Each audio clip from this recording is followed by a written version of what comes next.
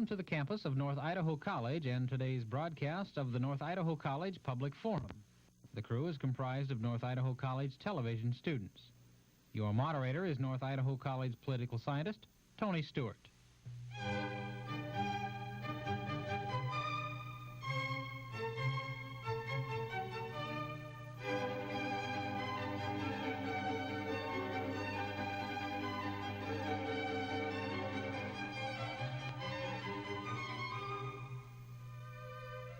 Ladies and gentlemen, I am very happy to welcome to our program Anita J Mackey. Mrs. Mackey is a licensed clinical social worker. That's been her career. She holds degrees in the field, first of all a baccalaureate from the University of Redlands, and then she holds a master's degree from the School of Social Service Administration at the University of Chicago. In addition to what I've already indicated, Mrs. Mackey has worked for the government of the United States, in fact for 29 and a half years in the Veterans Administration. Our guest has won numerous awards, including the Santa Barbara Woman of the Year Award in 1976.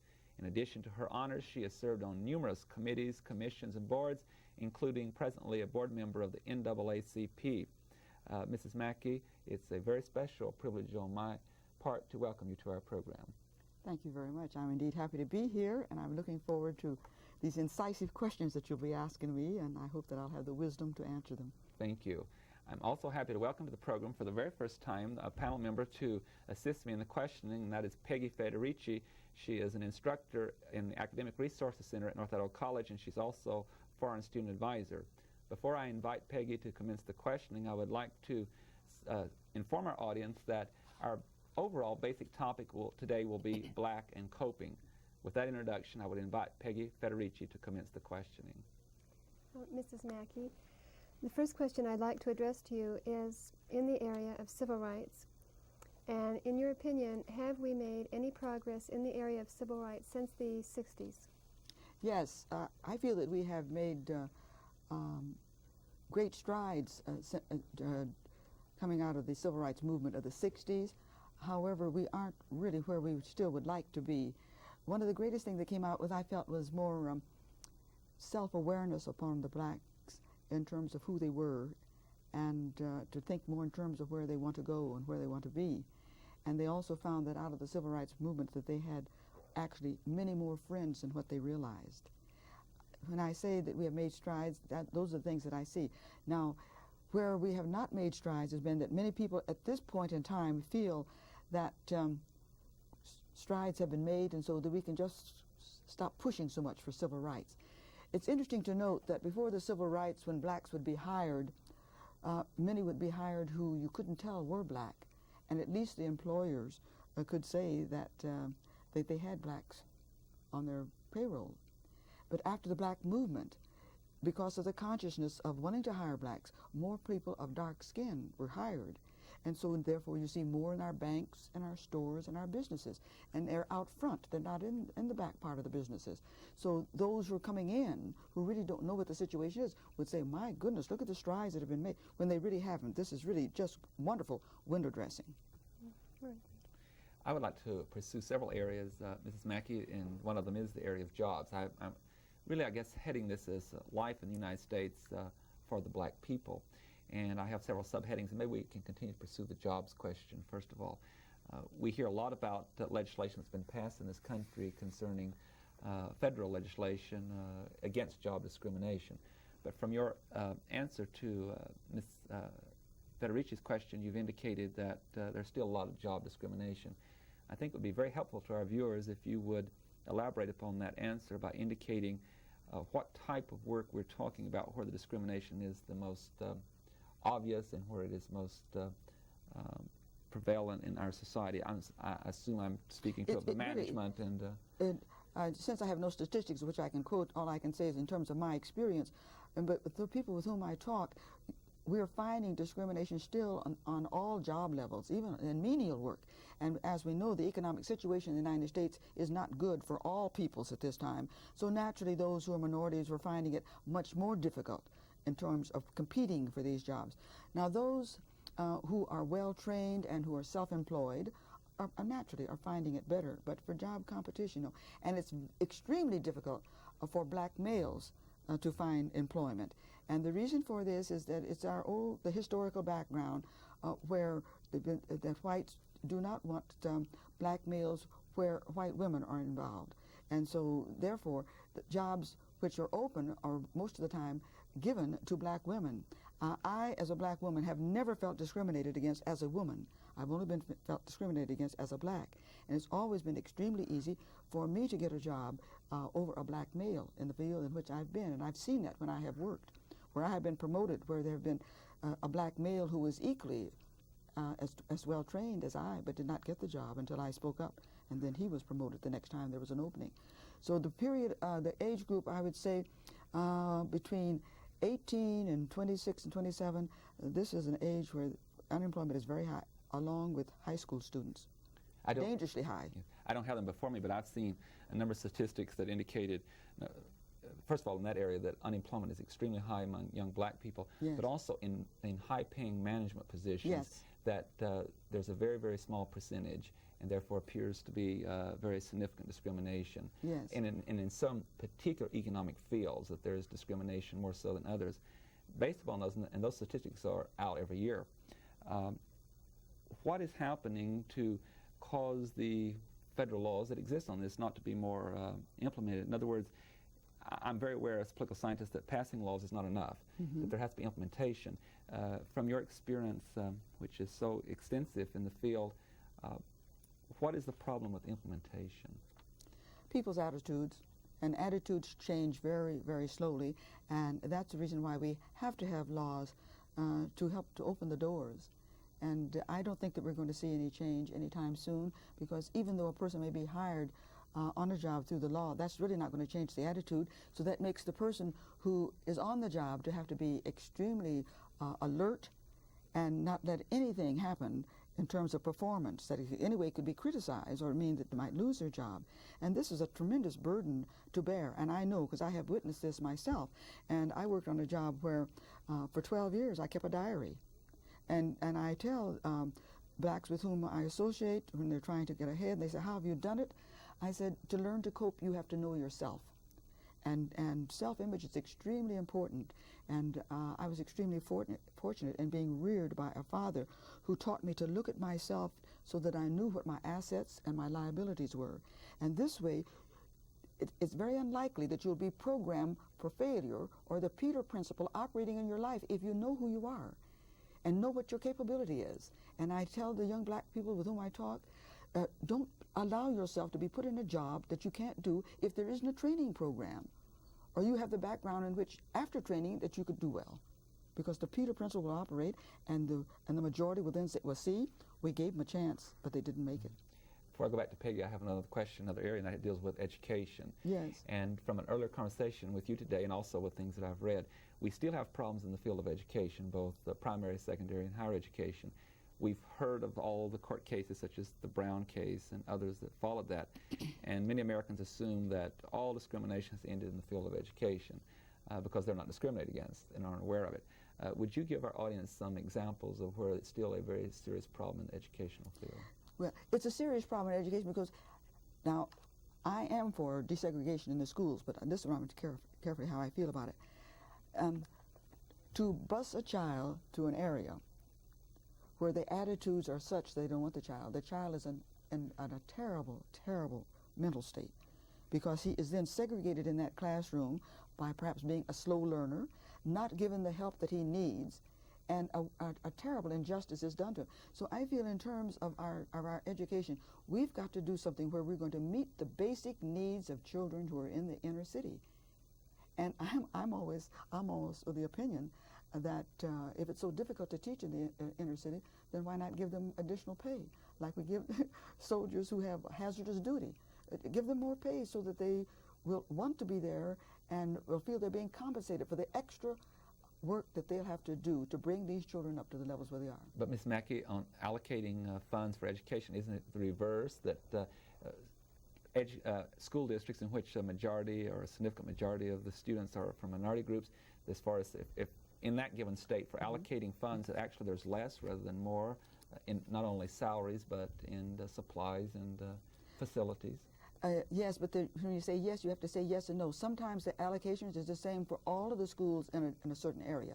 I'm not calling any names on TV, but it's interesting to note. I was talking with an administrative secretary, and she was amazed in the area where she was working to see all of the things which were available, which teachers could order to be used as tools, teaching and learning tools in the classroom. And then she looked at the schools that were in the minority areas, and practically nothing was being ordered. Now, that didn't mean the district wasn't doing its duty in terms of providing it, but look what you see in terms of attitude. Had these teachers been so conditioned that they felt, these kids aren't interested in learning, and they can't learn it anyhow, and so why should I waste my time? And that to me is a sad commentary. I feel that there ought to be someone who is looking at this and observing this and asking why when supplies and learning tools are not ordered. But that I know for an actual fact because of an administrative secretary who worked in a particular district and looked at the sheet. Peggy Federici.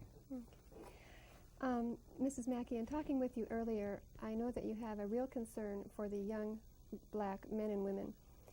And when I think about the high unemployment figures, especially in dealing with the black male, when you are working with them, is there any specific advice that you give to these young black males in looking as to how they will deal with life in the United States, and especially looking toward the job market? Yes. One of the first things I try to find out how much schooling they have had, what goals they have in life, and what they want to achieve. And if I find that they have dropped out of school, I encourage them as much as possible to go back to school. Also, I try to give them a feeling of hope, and that if you are equipped, if you keep pounding on the door, you can get some help to get in, and you really don't need as much help to get in as the help that you can give yourself in terms of knowing yourself and knowing what you're able to do, and almost to the point of demanding it. And we find that the black male is the most disadvantaged person in our society. It's been very difficult for him to get a job. Also, historically, in the past, blacks have educated their girls and not their boys. And this has not been good. And I should say now, when they were small, they took more interest in the girls, and the boys were to fend for themselves. And then when they become young men and young women, they would help the girls as they went off to the universities and the colleges.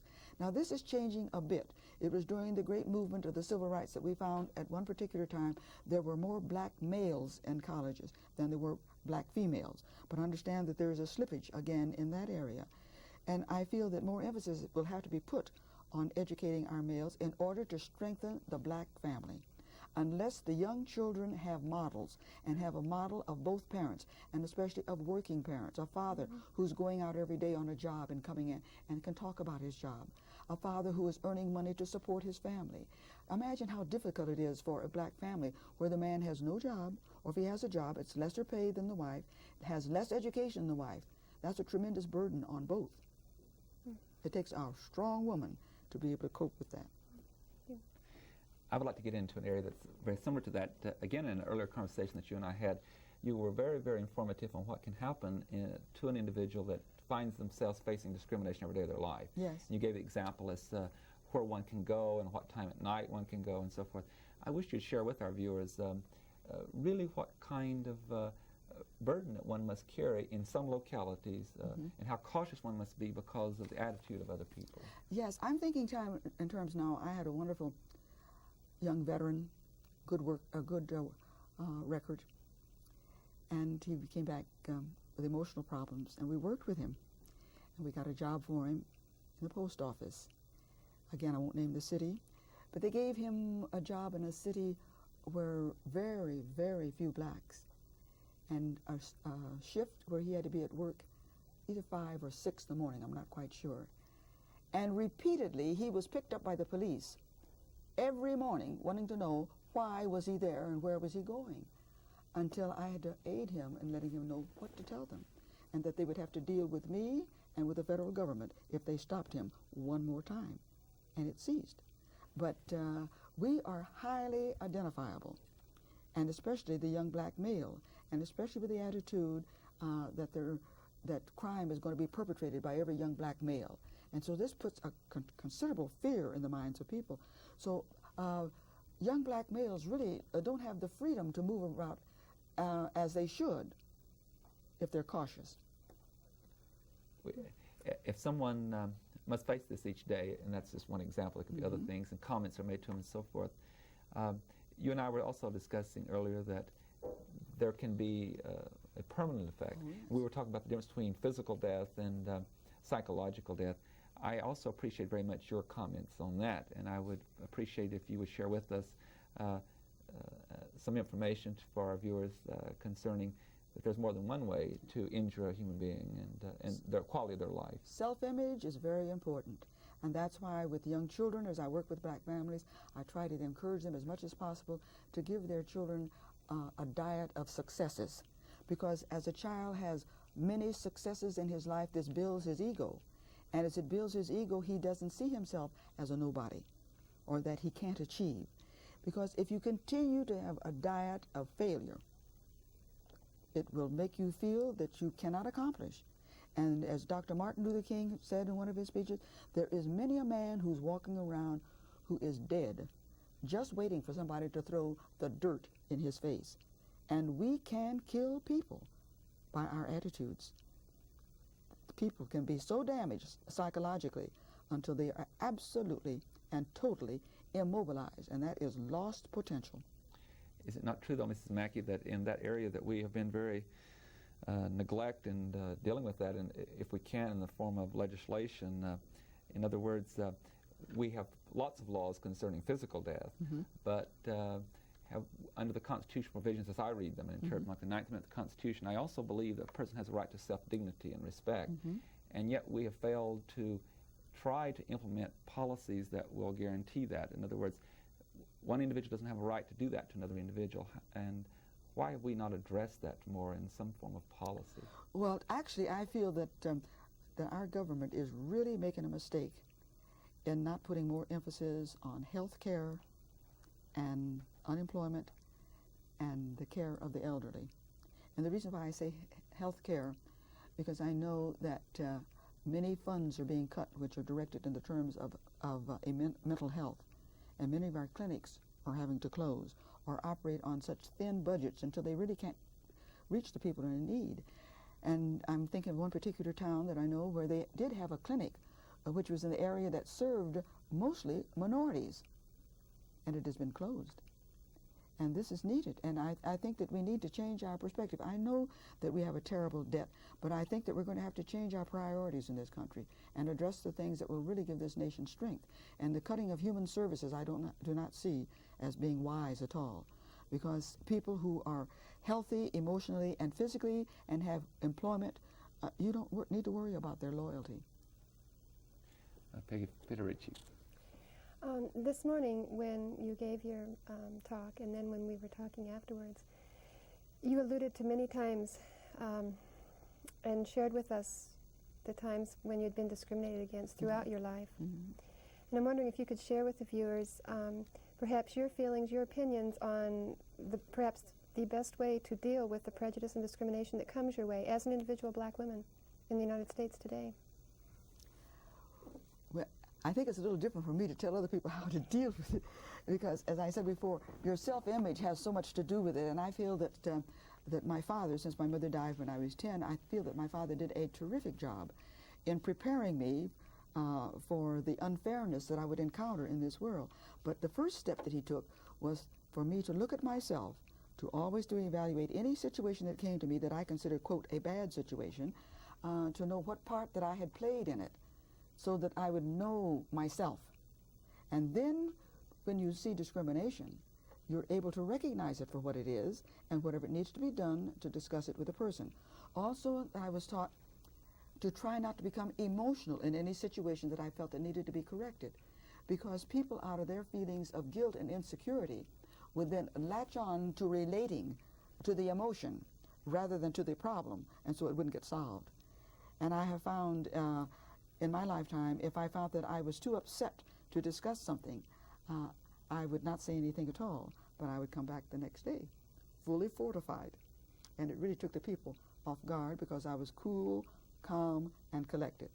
But you shouldn't let anything pass. I remember that from my speech class, which I think something that we could take note of in this, that we should never sit in any group and hear something to which we do not agree without letting the group know how we feel. not with the idea of changing them, but at least they have heard us. And I use that always as the rule by which I live. I know I'm seeing, and from what I'm hearing, is that perhaps through your experiences with the prejudice in the country, and with the people that you've come in contact with, it's made you a stronger person. Yes, yes, and it took considerable time.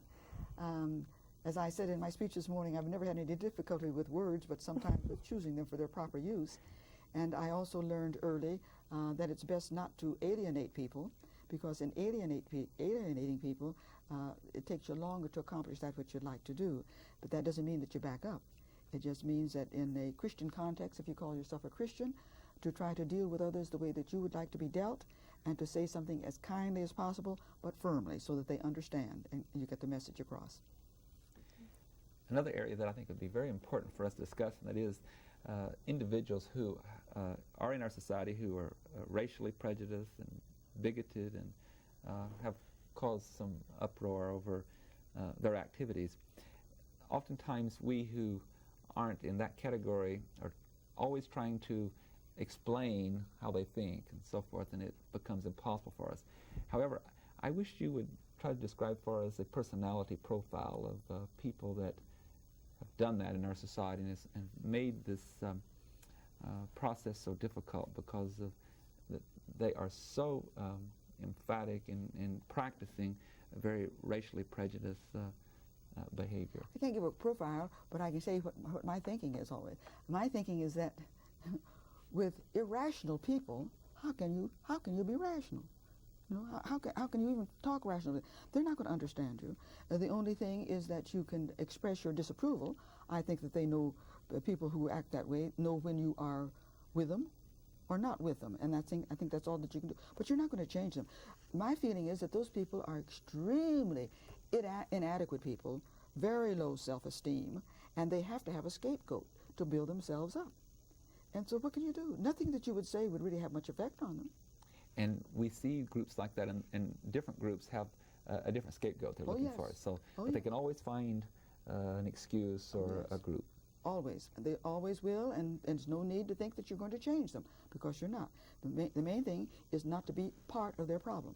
Would you also agree with the conclusion, and history has some date on this, and I'm thinking of other countries in addition to the United States, but if a society has a significant number of people that feel that way, they're much easier manipulated by a political force or a political leader who might have bad motives in mind. I'm thinking of Hitler, for example, in Germany, that people are much easier manipulated when they have anger and fear and that type of a scapegoat attitude. Yes, and especially when they're looking for something to latch on to, when they're looking for a cause. And if a cause fits in with their prejudices, why, they will just take off and fly. I wanted to say that we have to keep in mind that people don't realize that blacks live under such stress that the #1 killer among black males is high blood pressure, and also several types of cancer. And the medical field definitely feels that this is tied in with the stress under which they have to live. And the life expectancy of black males as of the 80s is less than 65, and many black males don't even live long enough to collect their Social Security. And when you think of that, we know now that Social Security is in difficulty, but we ain't the cause. Also, people have asked me about the ERA movement. I recall that I spoke to a middle-class group of white women just week before last, and they were shocked to find that I was not all gung-ho for ERA. And even after I explained, they weren't able to see it, and that is this, that in the ERA movement, that means there will be more white women entering the work field. And we, as black, see the more white women entering into the job market will mean less jobs for black men. And so we are first for the opening of more jobs for black males so they can take their rightful place in society, and particularly with their families.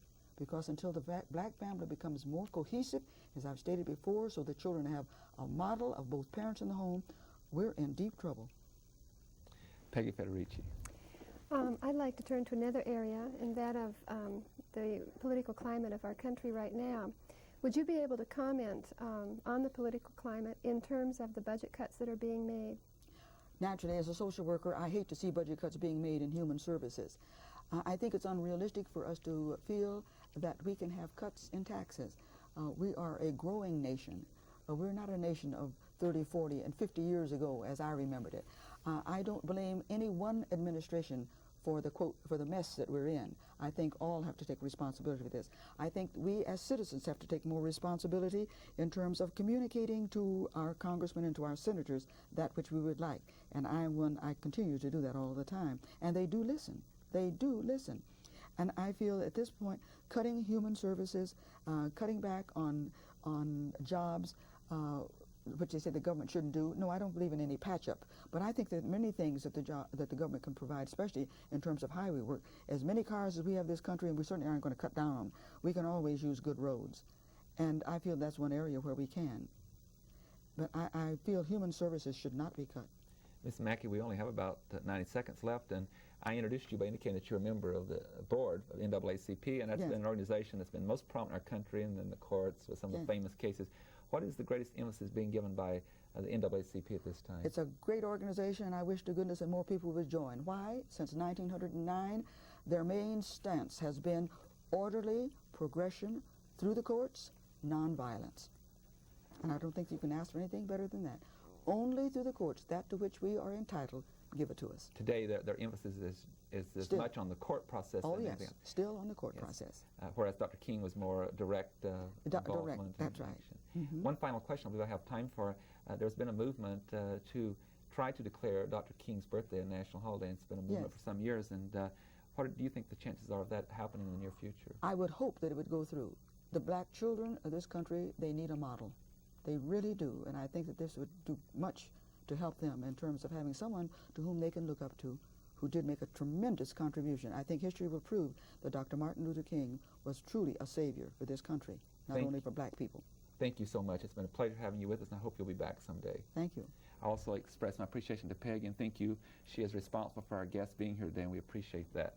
Ladies and gentlemen, our guest has been Anita J Mackey, who is a member of the NAACP's Board of Directors, and also she is a clinical social worker, and we've enjoyed the program. We hope you have, and that you'll be with us again next week at this very same time. Please have a good week. I am Tony Stewart.